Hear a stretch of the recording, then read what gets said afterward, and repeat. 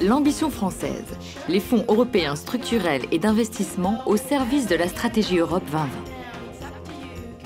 Pour faire face aux grands défis de l'Union européenne, toutes les politiques de l'Union européenne ont le même objectif, favoriser la croissance et l'emploi.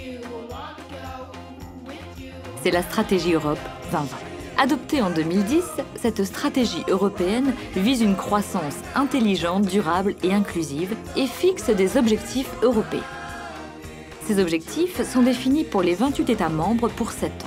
Pour les mettre en œuvre, les politiques de l'Union européenne disposent au total de 960 milliards d'euros pour la période 2014-2020. Certaines de ces politiques sont mises en œuvre directement au niveau européen. Mais pour être plus efficaces, les budgets de 3 politiques européennes sont confiés aux États membres.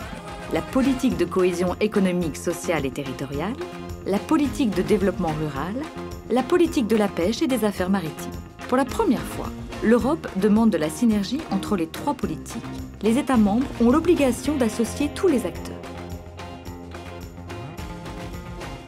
4 fonds européens financent ces 3 politiques. Les fonds européens structurels et d'investissement FESI, FEDER, FSE, FEADER, FEAMP. La stratégie Europe 2020 est déclinée en 11 objectifs thématiques communs aux 4 fonds. Chaque État membre adapte la façon de mettre en œuvre les 3 politiques européennes sur son territoire en fonction de ses caractéristiques et de ses besoins de développement. Pour la France, 26,7 milliards d'euros ont été alloués pour 7 ans, dont 8,4 milliards d'euros de FEDER, 6 milliards d'euros de FSE, 11,4 milliards d'euros de FEADER et 588 millions d'euros de FEAMP.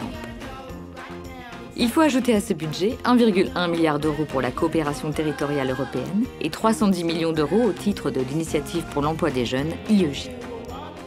C'est au travers de l'accord de partenariat que chaque État membre définit la stratégie d'intervention des FESI sur son territoire.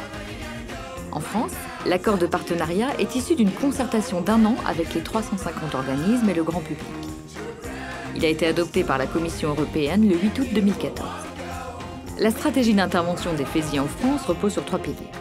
Restaurer la compétitivité de l'économie et de l'emploi, poursuivre la transition énergétique et écologique et la gestion durable des ressources naturelles, promouvoir l'égalité des territoires et l'égalité des chances.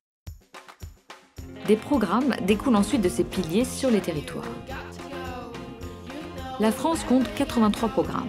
Un programme peut être national, régional ou interrégional. Certains dépassent les frontières. La stratégie de chaque programme est définie et appliquée par un organisme appelé autorité de gestion, qui peut être national ou régional selon le périmètre du programme. En France, avec la décentralisation, les conseils régionaux sont devenus en 2014 autorités de gestion d'une majeure partie des fonds. Dans le cadre de la politique de cohésion, les règlements européens imposent aux États membres de concentrer une part importante de leurs crédits sur un nombre limité de thématiques. C'est la concentration thématique. Cette concentration est plus élevée pour les régions plus développées, intermédiaire pour les régions en transition et moins élevée pour les régions moins développées.